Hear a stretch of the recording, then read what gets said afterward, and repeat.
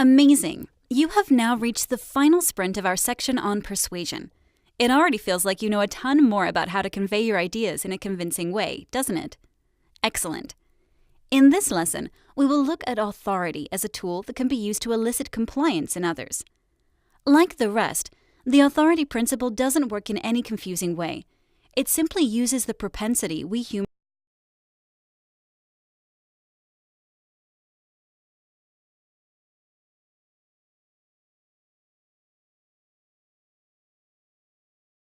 structures, and there is always a hierarchy. From very young, we have been conditioned not to talk back to adults and to respect the superiority of teachers and follow their guidance. One reason why authority works is because people need to be in control, or at least to know that things are under somebody's control.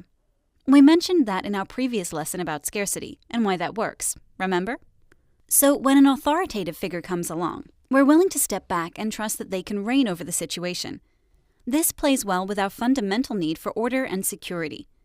Try to imagine how you would react if a police officer approached you and asked you to move your vehicle because a parade will be coming through the street, or if they said you are wanted for questioning in a case. You would most likely comply in both cases. Why? Because they convey that they have complete control over the situation. In fact, in these situations, people are not only compelled to obey, they also feel like they're not even permitted to challenge whatever request is being made. Okay, the police also have something else that contributes to the effectiveness of their request. Their uniforms are one of the key cues of authority. People use rules of thumb to decide what constitutes an authoritative figure. The trick isn't to be a person of authority. The trick is to seem like you are one. As Robert Cialdini puts it, it is often the connotation and not the content that matters for achieving compliance. And uniforms certainly help. They are a symbol of authority. Other things can be symbols too. For example, role-appropriate clothing, like a three-piece suit in a board meeting, or trappings like an expensive car, or accessories like a watch or jewelry.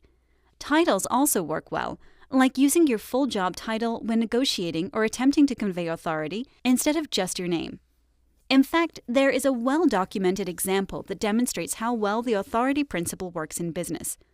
Upon advice from a persuasion specialist, a real estate firm decided to change its approach when connecting customers with the department they were interested in. Because the firm has both a sales and a rental team, when people phoned in, the receptionist used to tell them, "Sales? Let me put you through to Barbara," or "Rent? Let me connect you with Stephen." At the advice, however, the receptionist started introducing who Barbara and Stephen were by referring to their credentials. "Oh, you need the sales department.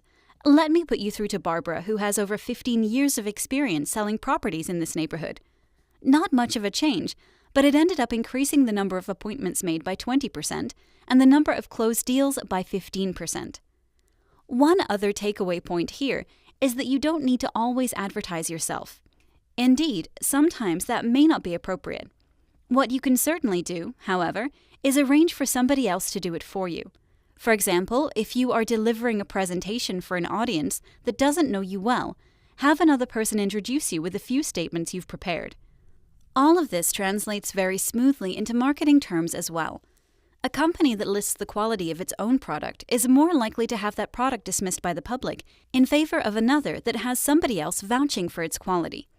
Even better if that person is a recognized expert. Think about what a marketing campaign that uses the phrase 9 out of 10 experts agree achieves. Their product gains credibility because it is supported by third-party others, and these people are specialists. Our trust can safely go towards this product. Great. A word of caution before we complete this lesson. Remember when we talked about today's younger generation being more digitalized and trusting their peers when choosing a product?